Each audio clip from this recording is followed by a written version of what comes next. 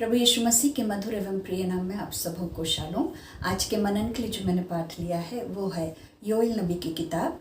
और योएल नबी की किताब के सारांश से हम ये सीखने जाएंगे कि परमेश्वर यहोवा आज हमसे क्या बातें कर रहा है और हमसे क्या चाहता है। प्रियो, जिस समय परमेश्वर यहोवा ने योएल को यहूदा राष्ट्र का नबी होने के लिए बुलाया, वो समय लगभग 835 ईसा पूर्व का समय था।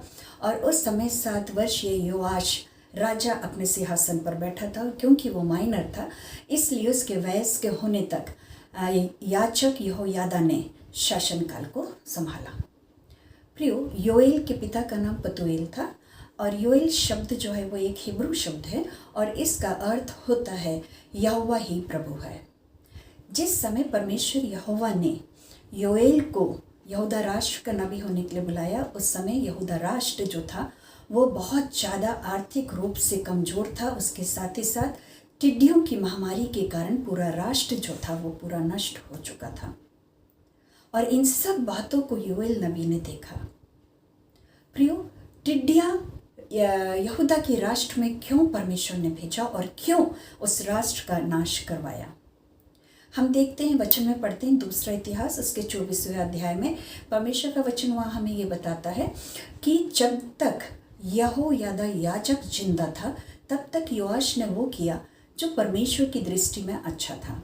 परंतु याजक की मृत्यु के बाद योआश ने अपने हाकिमों के साथ मिलके, लोगों के साथ मिलके अशेरों की और दूसरी मूर्तों की उपासना करना शुरू कर दी। उसने परमेश्वर यहोवा को त्याग दिया। प्रियो, और इस बात से परमेश्वर का क्रोध उन पर भड़का था। और वचन बताता है कि परमेश्वर ने उनके पास नबी भेजे। नबी भेजने पर भी वे लोगों ने हृदय को मन परिवर्तन नहीं किया और परमेश्वर के पास नहीं लौटे। और फिर परमेश्वर वचन ये भी बताता है कि यहोयादा याजक का बेटा जकरिया के ऊपर परमेश्वर का आत्मा उतरा और उसने भी परमेश्वर की आत्मा से भरकर लोगों को, यहूदा राष्ट्र के लोगों से कहा कि तुम क्यों परमेश्वर यहोवा की आज्ञाओं को डालते हो। तुमने क्यों परमेश्वर को छोड़ दिया। तुमने क्योंकि परमेश्वर को छोड़ दिया, परमेश्वर तुमको भी छोड़ देगा। सो प्रियो, परमेश्वर यहोवा ने उन्हें छोड़ दिया और अपना क्रोध उनके ऊपर प्रकट करा इन टिड्डियों की महामारी के द्वारा। और टिड्डियाँ जब उस देश में आई तो उस देश का पूरा अन्न खत्म हो गया। उनकी खेत जो थी, खड़ी खेतें थी, वो पूरी नष्ट हो गई। उनके पास दाख मधु नहीं बचा, उनके पास तेल नहीं बचा, उनकी भूमि उपज नहीं दे रही थी। इवन पशु लोग भी हाँफते थे क्योंकि उन्हें भी चारा नहीं मिलता था, पानी नहीं मिलता था। सो प्रिय, उनका देश पूरा नष्ट हो चुका था। और इस समय परमेश्वर यहोवा ने योएल नबी को उनके पास भेजा। और योएल ने पुरनियों को और समाज के लोगों को बुला के उनसे कहा कि इस महामारी को, टिड्डियों की महामारी को गंभीरता से लो, अपने मनों को फिराओ, परमेश्वर के पास लौटाओ, क्योंकि परमेश्वर का दिन बहुत निकट है। और वो यहोवा का दिन जो होगा वो सत्यानाश का और नष्ट करने का होगा और वो बहुत भयंकर होगा। इससे पहले कि वो दिन आए, तुम अपने अपने मनों को पलटो और परमेश्वर यहोवा के पास लौटाओ। इसलिए जो योएल नबी था उसने पुरनियों को, याजक लोगों को, बच्चों को, दूल्हा और दुल्हन को और सारे दूध पियाओ बच्चों के लिए सब लोगों को आह्वान दिया। सब लोगों को बोला कि सब लोग उपवास का दिन ठहराओ, परमेश्वर के पास आओ, सभा को पवित्र करो और परमेश्वर से प्रार्थना करो। अपने वस्त्र फाड़ के नहीं, परंतु अपने मन को फाड़ के, अर्थात मन से, पूरे मन से परमेश्वर यहोवा की ओर लौट आओ। सो प्रियो, उन लोगों ने योएल नबी की बात को माना। उन्होंने सभा करी, वे सब इकट्ठे हुए, उन्होंने उपवास करी और परमेश्वर यहोवा की दुहाई दी। और याजकों ने भी परमेश्वर यहोवा से कहा कि अपनी प्रजा पर तरस खा। याजकों ने प्रार्थना करी, अपनी प्रजा पर तरस खा और क्यों उनके नाम धराई होने पाए और क्यों जाति जाति के लोग ये बोलने पाए कि उनका परमेश्वर यहोवा कहाँ है। जब उन लोगों ने गिड़गिड़ा के परमेश्वर से विनती और प्रार्थना करी, परमेश्वर पिता का वचन हमें कहता है कि परमेश्वर ने उन्हें उत्तर दिया। और जो उत्तर परमेश्वर ने उन्हें दिया प्रियो, वो आशीष के तौर पर था। न केवल भौतिक आशीष, परंतु आत्मिक आशीषों के लिए भी परमेश्वर पिता ने उनसे वादा करा। न केवल पर्सनल आशीषों के लिए, परंतु पूरे राष्ट्र के लिए भी परमेश्वर ने उनसे वादा करा। परमेश्वर का वचन कहता है कि परमेश्वर ने उनसे कहा कि जो कुछ टिड्डियों ने तुम्हारी हानि करी उन सबको मैं तुम्हें भर दूंगा, मैं तुम्हें नए दाख मधु से और तेल से तृप्त करूंगा, तुम्हारी भूमि उपज करेगी, तुम्हें किसी प्रकार से कोई भी प्रकार की हानि या कमी या घटी नहीं होगी। और परमेश्वर पिता ने कहा कि मैं तुम्हारी नामधराई को भी दूर करूंगा। ना केवल प्रियो परमेश्वर ने मनुष्यों की आवश्यकताओं को पूर्ण करने का वादा करा, उनने परमेश्वर ने पशुओं के लिए भी कहा कि तुम्हारे लिए भी मैदान में चराई उगेगी, तुम भी पेट भर खाने पाओगे। हाँ प्रियो, परमेश्वर हमारी आवश्यकताओं को जानते हैं और उसे वो पूरा करते हैं। ना केवल हमारी शारीरिक आवश्यकताओं को पूर्ण करने की बात करते हैं, परंतु वो राष्ट्र की लिए भी कहता कि तुम मग्न हो, क्योंकि परमेश्वर यहोवा ने बड़े बड़े काम किए हैं। सो प्रियो, जिस जगह हम रहते हैं वहाँ पर परमेश्वर हमारी सारी आवश्यकताओं को पूर्ण करता है और हमारे कारण हमारे राष्ट्र को भी परमेश्वर आशीषित करता है। पर कब? जब हम परमेश्वर यहोवा के पास पूरे मन से लौट आते हैं, विनती और प्रार्थना करते हैं, परमेश्वर उसका उत्तर आमीन में देता है और सारी आशीषों का वादा परमेश्वर हमसे करता है। प्रियो, ना केवल वो हमारी शारीरिक आवश्यकताओं को पूर्ण करने की बात करता है, परंतु वो हमारी आत्मा की भी चिंता और फिक्र करता है। और परमेश्वर का वचन कहता है कि मैं उन दिनों में सब लोगों के ऊपर अपना आत्मा को उंडेलूंगा।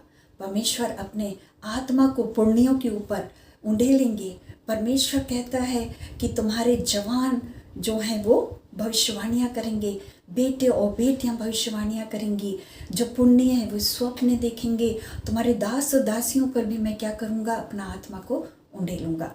सुप्रियो, आज हम चाहे किसी भी स्थिति में क्यों ना हो, हम परमेश्वर के पास लौट आएं। यदि नहीं लौटे हैं तो आज जो परमेश्वर की नज़दीकी में है वो परमेश्वर से पूरी आशीषों को प्राप्त कर रहे हैं, परंतु जो परमेश्वर की नज़दीकी से दूर हैं, जिनके हृदय कठोर हैं, वे सब परमेश्वर की नज़दीकी में अपने मन को शुद्ध और साफ करते हुए परमेश्वर के पास आ जाएं और परमेश्वर से कहें कि परमेश्वर, मैं तेरा बेटा और बेटी हूँ, तू मेरी सारी आवश्यकताओं को पूर्ण कर।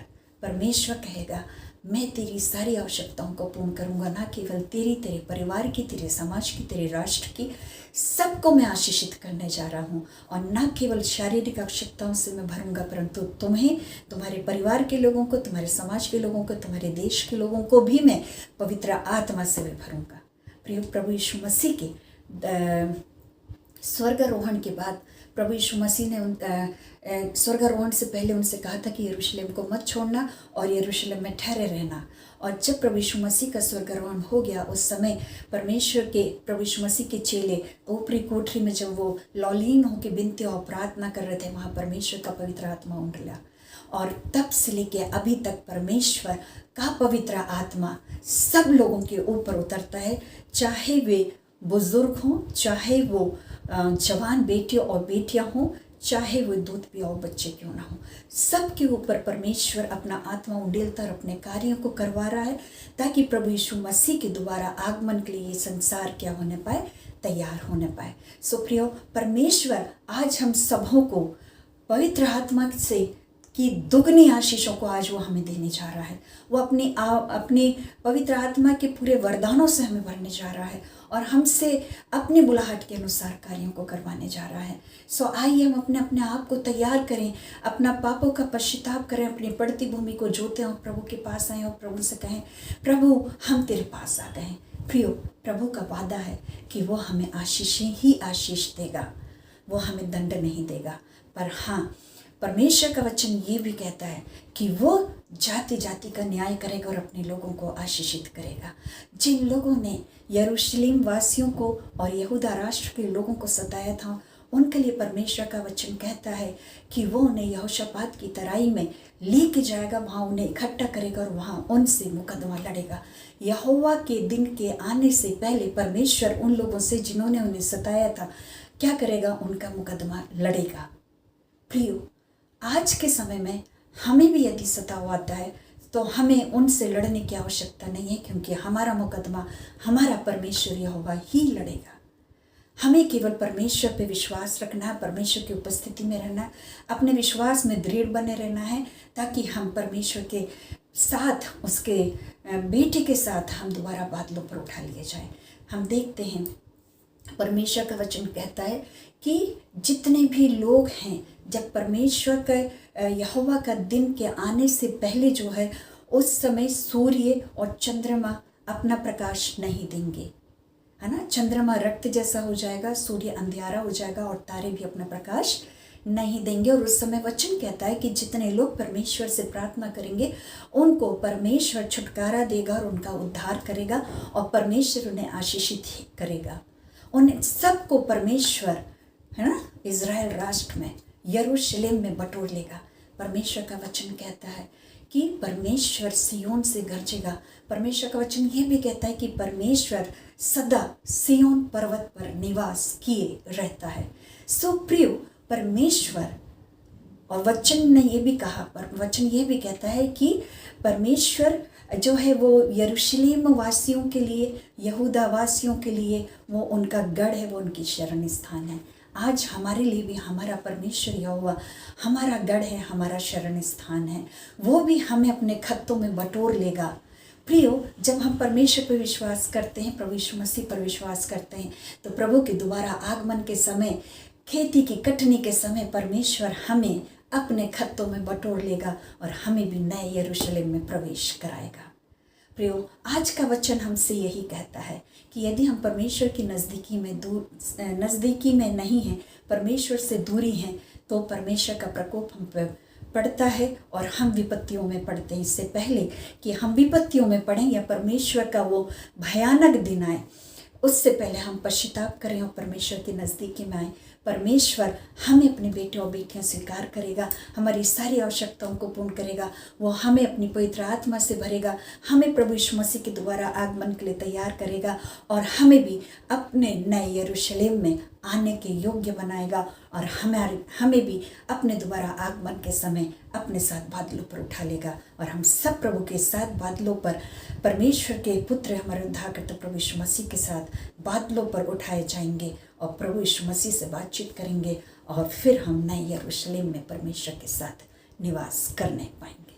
सो प्रियो, आइए हम अपने अपने मनों को परमेश्वर की ओर लगाएं और परमेश्वर से आशीषों को प्राप्त करें। इन वचनों के द्वारा परमेश्वर हम सबों को आशीषित करे। आमीन, आमीन, आमीन।